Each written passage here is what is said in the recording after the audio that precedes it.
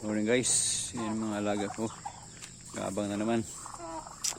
Isang makulimlim na umaga ngayong umaga. January 10, 2021. Yan, tingnan natin yung asula natin. Yung ating minomonitor. Yan sila. Yung iba nasa labas na. Yan. Okay guys, kabila tayo. Yan sila, sunod sila ng sunod. Saan na yung sunod din sila.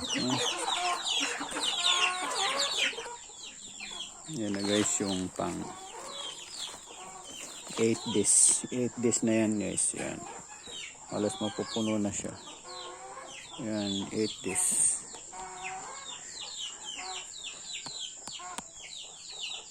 Yan, pang 8 araw po yan. Halos puno na siya guys. Oh. Tingnan nyo. Oh, hanggang doon sa yung dati. Oh, hanggang yan. Halos punong-puno na. Halos pumapupuno na siya. Green na green. Yan.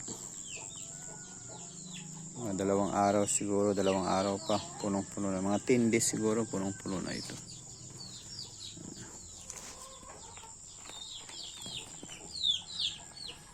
Yan siya. Ganda tingnan.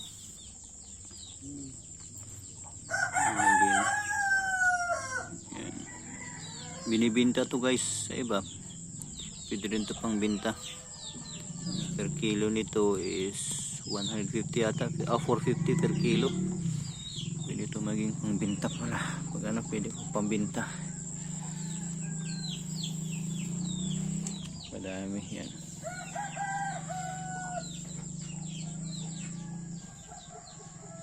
Paglakihan ko pala itong ano, tapos pwede siyang pangbenta. Dagdag ano, income. Lakihan ko siya para pangbenta. Iingin ang mga alaga ko. Ayan siya. Pag ano, ayusin ko pa siya para pag ano pwedeng pangbenta.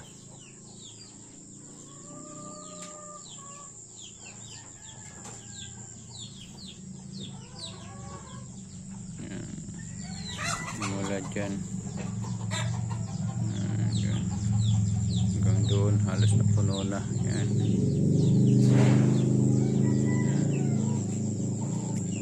Alaga po nagkahabol sila, nag-iingay. Ayun sila. Ala, yan. Labi, may nakuwang pagkain isa kayo nahabol. Yan siya. Kaya gawin kong pre-rinse dyan. Pre-rinse native chicken at saka pato po. Yan. Mga sisiw ako doon. Itong magiging kulungan nila ng ano, pato. Itlogan sa kabila kasi manok. Ito hindi pa ayos. Kasi araw-araw ko lang ginagawa. Ayun na sila doon. Gagawan.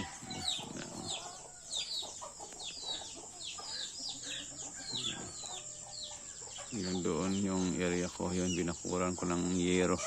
May bakod na siya, pinabakuran ko dati ng hollow block. Ngayon hindi ang yero sa ibabaw para hindi siya makalabas.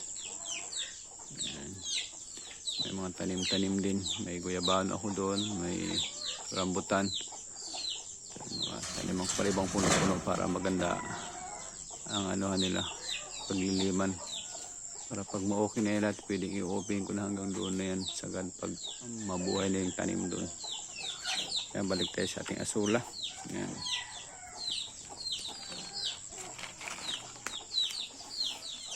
Yan siyang area na yan. Pag ano, lakihan ko lang. Parang ganun bako. Kaya yung panambak na ginawa namin dito, ayusin ko para pinakabakod niya. Tapos doon.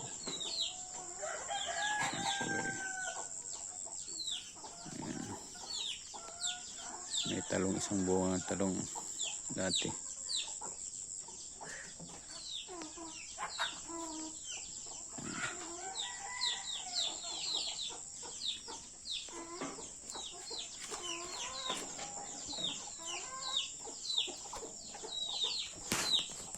Pag lumami na ito guys, kung gusto nyong magtanim nito, may mga native na mga alaga, manok, pato, pabo, ganun.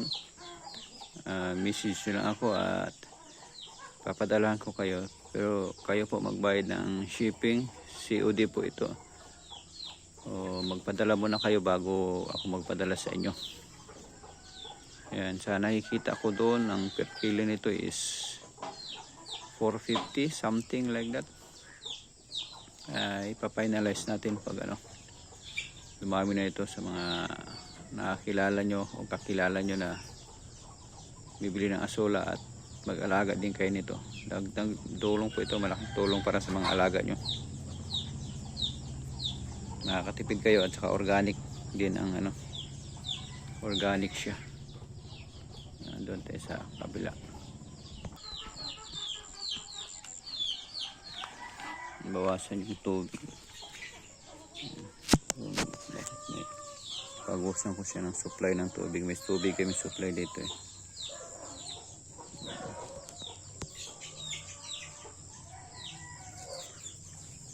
Alas mapuno na talaga siya.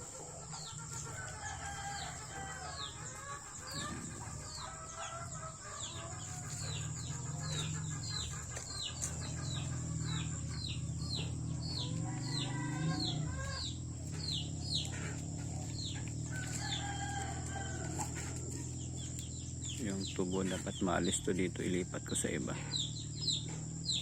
para open siya, puro asola na lang kasi baka mamatay lang din kasi tubig.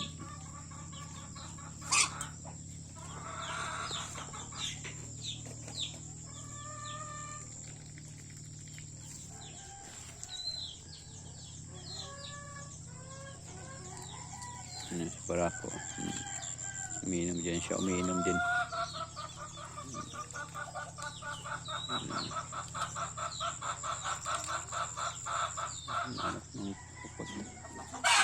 Yung sabalon, tingnan natin yung sabalon.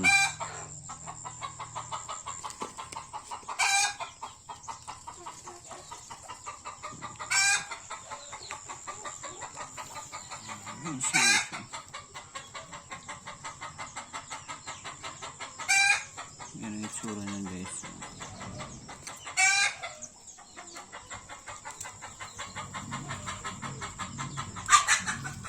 Ingay ng mga manok, mga native ko. Ayan, guys, nandito sa kabila. Tingnan natin yung sabalon. Yun din yung sabalon. Pwede ko pala ilipat nito pag siya, madumi na kasi walang ulan, hindi makalabas ng tubig, hindi pa siya malinis masyado.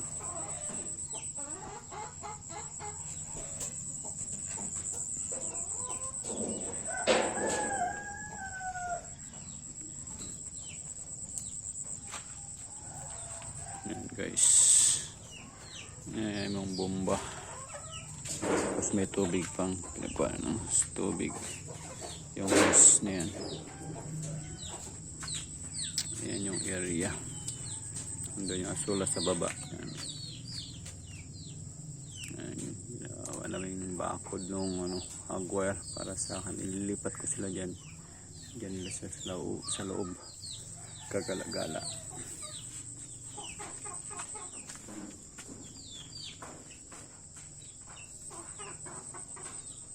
Pag lumaki na yung mga tanim dyan, pwede na sila pakawalan dyan. I-adjust ko yan para magiging lilim na siya.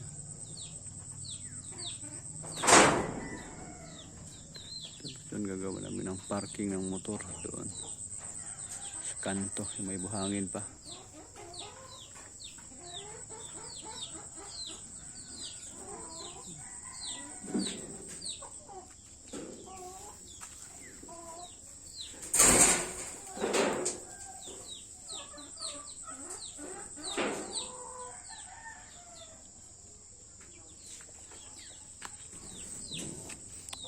Lumalabas na siya. Lumalabas na yung iba. Yung ibang manok naman nandun na sa labas. Ayan.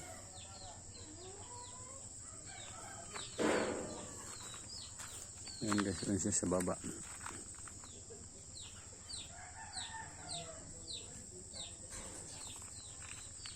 Tanggalin ko pala yan, linisin ko.